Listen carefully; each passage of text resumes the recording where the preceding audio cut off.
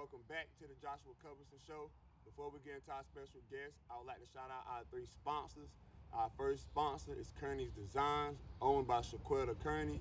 Our second sponsor is Augie Paluga, the best Eastern car salesman in Eastern North Carolina, working for New Bern Toyota in James City.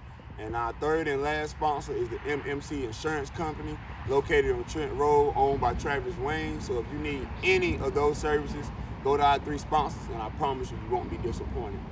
Now for our special guest. She's a new Bern High Lady Bear, graduated in 2010. She went on to play college ball at Lenior Community College from 2013 to 2014. And she went to ECU and got her degree and graduated in 2017. And now she's back helping the kids all over the community, tutoring with their schoolwork in every subject. And her business is called Everything For Kids Academy Tutoring. Our special guest today, Miss Jojo Jones. How you doing today? Pretty good. How about you? Yes, ma'am. I'm doing good. So how has everything been since we are transitioning back from COVID? Even though COVID is still out here, how has everything been going for you? Well, it's been going pretty good. You know, parents not having time to help their kids, so I've just been stepping in where I can. And you know, the online work, some kids can't function like that in front of a screen, so I've just been doing what I can to help out. That's a fact. And I got a question for you. Do you think technology in the education system is a good thing, or is kind of distracting our kids or distracting their learning and not really building on their learning things? I think it's a good thing because, I mean, they're in front of technology all day long anyway. And That's they a know fact. how to use it. So I think it's a good thing. It's just we need to learn where to draw the line, because certain things you need a face-to-face interaction for, and then Yes, other ma'am. things, the simple things you can do with technology. Yes, ma'am. So you don't think we need to take technology out of schools and go back to the pencil paper? No, not necessarily. I would say probably for testing purposes, it serves a good purpose because it's easier. But everything can't be done on technology. So you got to do some things on the paper regardless. Yeah, and then you have those kids that work better with an actual person right there with them. So you kind of gotta find a balance. Yes, ma'am. That's a fact. So tell us a little bit how you grew up. Well, I started teaching myself how to play basketball at age 3. Asked my parents for a basketball goal. It went from there. Played till I was 21 at Lenior, so 18 years of basketball. Just nothing but basketball. In school, that's it. No, I didn't play any other sports. So just basketball? Straight basketball. Then, you know, when you hit middle school, you hit travel ball age. AAU, So, yeah. Doing that, playing basketball year-round, basically from 7th grade till my senior year when I stopped playing at high school. How was it? How was it just playing basketball? And do you still got the love for the game today? Yeah, I still have the love for the game. I just a different aspect now. Of course, I would still pick up the ball and go play if I could. Yeah. But my body is just like, no. I mean, I still stay in shape or whatever, but I don't have the urge to play like I used to. So, I mean, right now it's just me, like, just watching it or whatever. I'm thinking about coaching at some point, but We need more like, yes, ma'am. yeah, but I'm trying to do some other things right now. So That's a fact. But if you would coach, what gender would you coach, boys or girls, and why? I would coach women only because everybody doesn't have the mindset. All coaches don't have the mindset to. You can't coach men and women the same. That's a fact. Women are more fundamental basketball players, and They don't really have the athletic ability like some of the males have. right. I definitely agree. But that's why I feel like it's better to watch women's basketball because of the fundamentals. You have to learn the fundamentals as a woman. Exactly, and as a female coach, you have to teach those fundamentals. Of course, you have the ones that have the natural skill and everything else, but everybody needs to have those fundamentals. And growing up, that was something that I feel was missed by some of my coaches. Yes. And it's still today. It's still missed Right, by a I lot still of see coaches. it. Yes. Yeah, I still see it. Most definitely. So, from New Bern High to Lenior to ECU, talk about that journey. So, I actually was supposed to go walk on at ECU when I graduated from high school, but the coach that was there, she left and didn't leave any information behind. So you didn't really want to yeah, I redo did that whole process. Yeah, so I played club ball for a season while I was there. Then I left and had to come back home, take care of some family things, and then went back and finished my degree in psychology with the minor in multidisciplinary studies.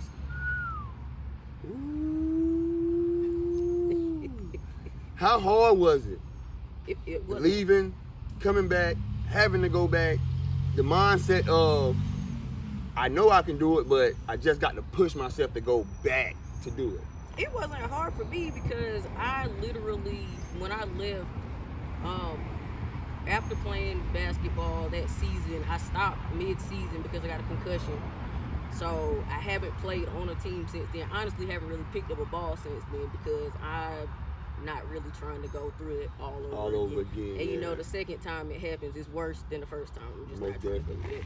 So I graduated from Lenior with an associate's degree in 14. Took a break and worked for a year, and I went right back to ECU 15. Right back. Yep. It wasn't hard for me to go back because I already knew what I was planning on doing, so just had to do it. This is a stepping stone that I got to do anyway. Yeah. That's a fact. That is definitely a fact. So, coming back to community, what made you start your business? Everything for kids academically tutoring. What made you decide that you could have did anything? You could have coached basketball. You could have been a trainer for basketball, fitness trainer. What made you say, I'm going to be a tutor for these kids? Well, I was working in an after-school program. I started working in that year that I took off.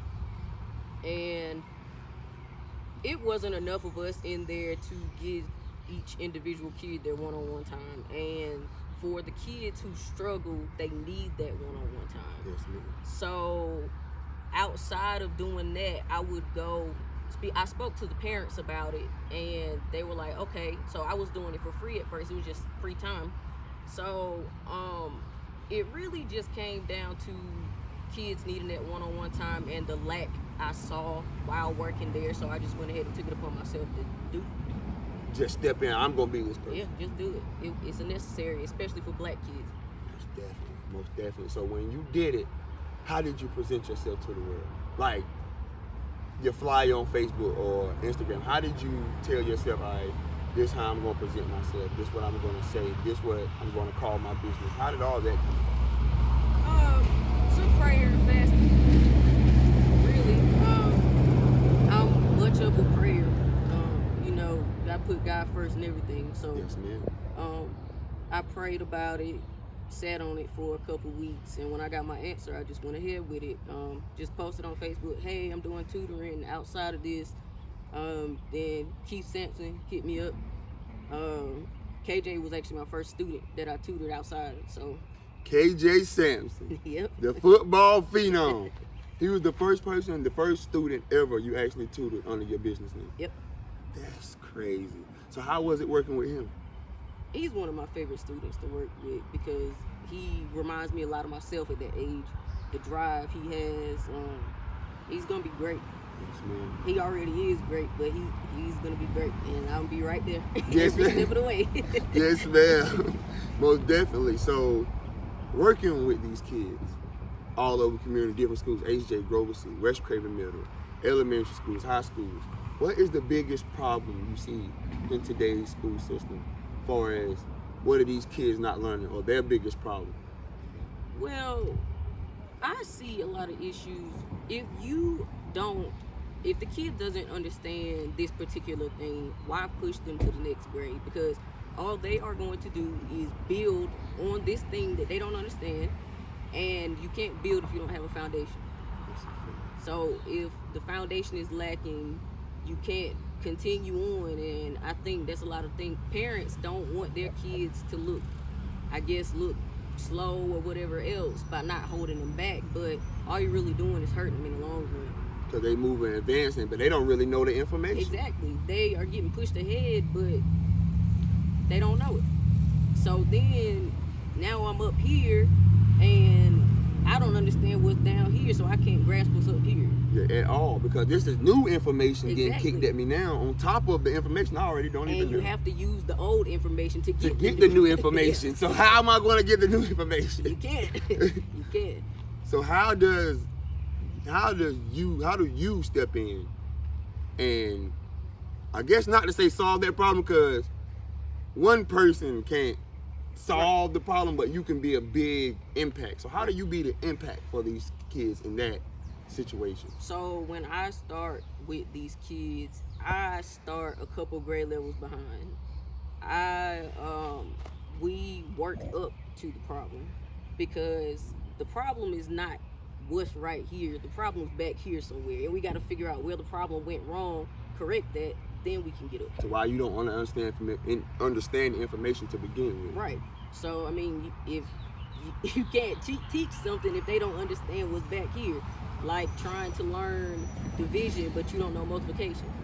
Yeah, there's no way. So you There's can't. no way. No. So you telling me if you get like a 7th grade student, you're gonna do some 4th grade work with them, 5th grade work with them to build them up Yep. to Not where they are. necessarily everything, but the things we need to know, the multiplication and division, especially long division. A lot of kids don't know how to do long division. Yes, ma'am. So yeah, starting back a couple grade levels, and I mean, I've had success up to this point. I haven't had any issues. So even with reading, like the phonics, that's the problem with most kids. They can't read. They don't know phonics. Yes, ma'am. The digraphs and everything else, it's a lot, but I mean, I prayed about it. I pray about everything. So I mean, he told me what to do, so that's what I'm doing.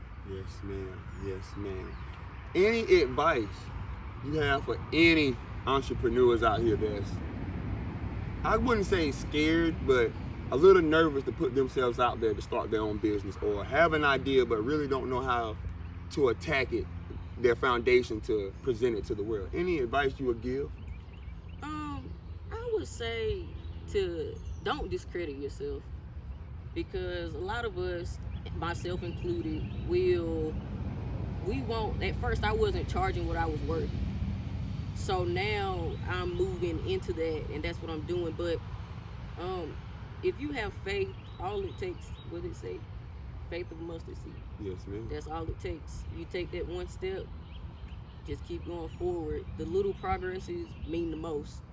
So once you look back and you see a lot of small ones, the big one will be right in front of you before you know it. Yes, ma'am. Yes, ma'am. Last question. What's the hardest subject to tutor, and why? I would say reading, because the younger kids, they like to look at pictures and try to guess what the word is. And sometimes the word is not what's in the picture. What's in the picture, yeah, most So definitely. They just see that first letter and like, oh, that's, no.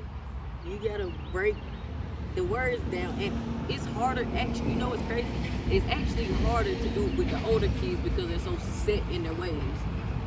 So I mean, the bad habits done Yeah. set in so good that it's hard to change. get them out of it. Yep. So even when teaching an older kid how to read, how do you start that? How do Same you? way. The same way you started with Same way. elementary We school. go back to those kindergarten, first grade, all of those little simple things that we don't think matter. They matter. Okay, cool then. I got an even interesting question. I know I said black, but I got an even interesting question. How do you teach your kindergartner how to read? Because you can't really take them back to anything. So how, if they don't know how to read or having trouble, how do you teach them how to grasp it, or how to start off? First, going through the alphabet and getting all the sounds, making sure we know all the sounds. Then the combination letters. You know, like vowels have 2 different sounds. Yes, ma'am. Teaching those little separate things. Mostly it's really just making sure they can go through the alphabet and say all the sounds. That's where you start, the simple thing. They see the letter. As long as you can tell me what sound the letter makes, then we can go from there. That's amazing. But there y'all have it, y'all. That's the end of the Joshua Cuthbertson Show with my very special guest, Jojo Jones. If you need her services throughout the summer, because school is not over. Some of these kids have summer school, whether we like to come into realization or not. Some of these kids are in summer school. This lady right here are helping kids with tutoring, with any subject. There is no excuse. If you need her services, everything for kids academically tutoring, call her, Facebook, Instagram, get up with her, and I promise you, she will help your kid get to the level that they need to be at. We out. Thank you everyone for watching the Joshua Cuthbertson Show. I appreciate your love and support. Continue to show your love and support by clicking the subscribe button below the video. Tune in to next week's episode of the Joshua Cuthbertson Show. Love, peace, we out.